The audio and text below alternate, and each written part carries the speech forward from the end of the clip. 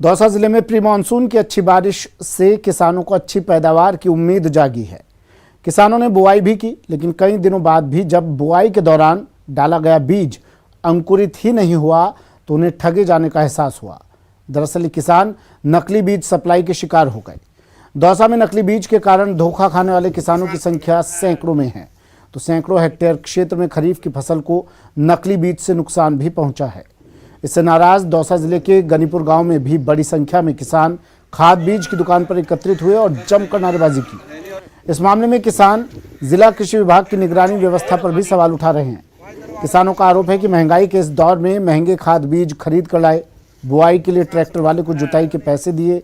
कई किसानों ने आर्थिक स्थिति खराब होने के कारण साहूकारों से कर्जा लेकर खेतों में बुआई और खाद बीज की खरीद की थी, लेकिन अब खेतों में बीज अंकुरित ही नहीं हुए तो किसान चौतरफा संकट में घिर गए। इलाके के किसान आगे तैयार होने वाली फसलों को लेकर भी चिंतित हैं।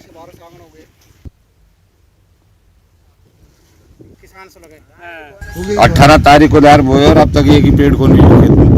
क्या कारण हो सकता है इसमें? लोकल बीज के कारण नहीं हुआ, लेकिन कोई खेत में है जो वो दूसरा बीज है, वो तो खूब या 9,001 बरसात को हुई, लेकिन ये बीज खराब है 9,001 और हमने 18 तारीख को फसल बोई थी, लेकिन अब तक भी इसमें बाजरा नहीं होगा।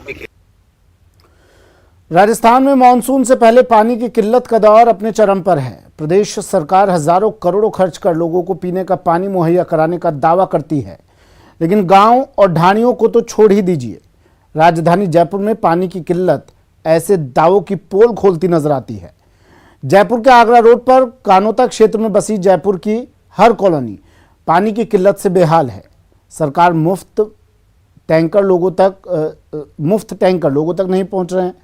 लोग महंगे दामों पर प्राइवेट सप्लायर से पानी खरीदने के लिए मजबूर हैं।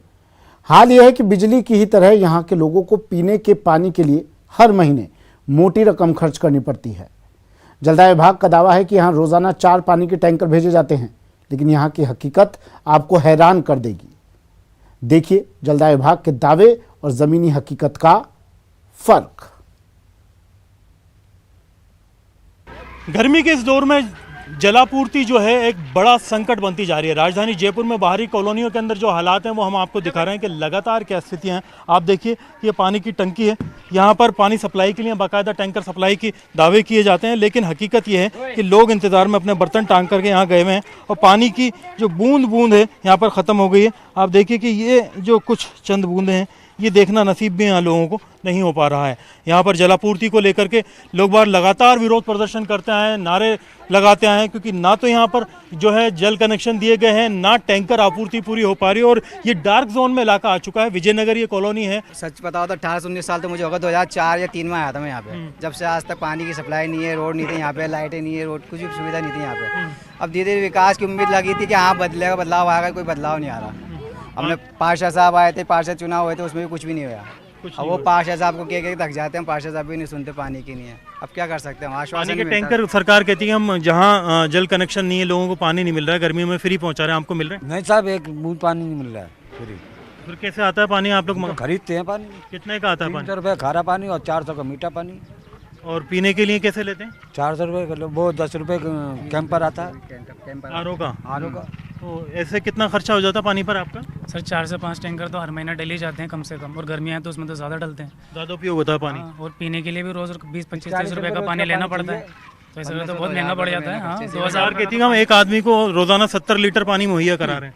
बिल्कुल कुछ नहीं करा रहे साहब, यहाँ पे महीने भर हो गया तकरीबन, एक बूंद पानी नहीं आया, कोई टैंकर नहीं है। 7 लीटर भी मिलता होगा आपको डेली? कुछ भी नहीं मिलता है यहाँ तो। सबसे बात की थी, ज्ञापन भी सौंपे, मगर क्या करवाएंगे, अभी रुको, अभी तुम्हारी फाइल रख दी है, ये हो गया वो हो गया, मतलब बहानेबाजी के अलावा और कुछ भी नहीं मिला आज तक।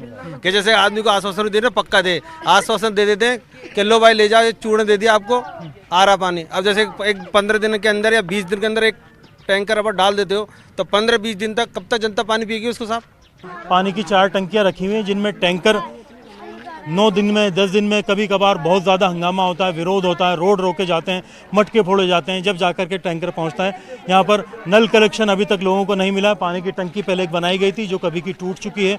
बोरिंग के हालात ये हैं कि उसे आप खींचते रहो। एक बोरिंग बहुत साल पहले यहाँ लगा था, उसमें पानी इतना नीचे जा चुका है लेवल कि 500 से लेकर के 600 मीटर तक यहाँ पानी नहीं है। ऐसे डार्क जोन में लोग बाग हालात से जूझ रहे हैं और ये डिमांड कर रहे हैं सरकार से कि जो जलापूर्ति के लिए सरकार दावे कर रही है, वादे कर रही है, बिसलपुर की योजना की पाइपलाइन यहाँ भी लोगों को मिले और उनकी पानी की परेशानी दूर हो सके। कैमरा पर्सन दिलीप चेची के साथ में अरबाज अहमद, न्यूज़ 18 के लिए जयपुर से।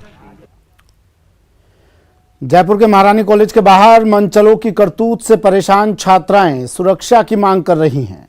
इसी मांग को लेकर उन्होंने आज राजस्थान विश्वविद्यालय में प्रदर्शन किया और शैक्षणिक कार्य बंद करवा दिया।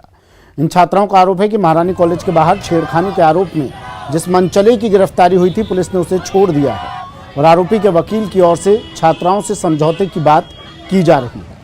इसी वजह से वो नाराज हैं और प्रदर्शन कर रहे हैं।